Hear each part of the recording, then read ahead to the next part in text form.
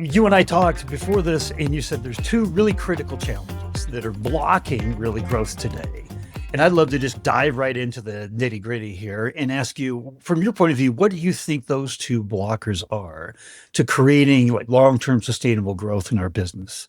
Yeah. So the two blockers really are one piece being career progression, especially when we think of support roles or ultimately any roles within an organization with the prevalence and the usage of AI. There's this fear about where do I take my career from here? So, what may be blocking progressive growth and strategic growth within a company is really how are we offering and offsetting that career progression as an employee grows within a company.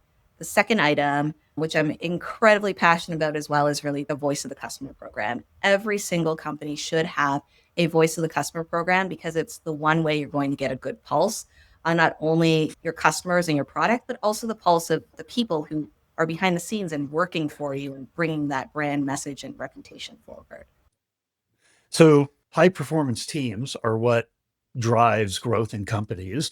And secondly, the voice of the customer is the highest voice of authority in the business, which nobody's going to say, we're not a customer obsessed company. We're not customer first, but it's how we act on it. So I would love to hear you explore both of these, but I'll start with the voice of the customer. What does that mean inside of your organization and how you run customer support? Yeah, for sure. So the Voice of the Customer program, one thing that I do want to mention is the program itself. It existed at Top Hat like prior to me joining.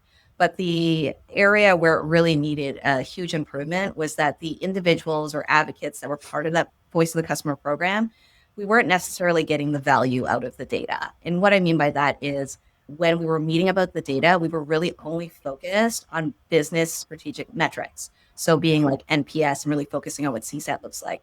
Those are wonderful on a dashboard, but they also don't tell the story behind how we got that information, what that information looks like in real terms.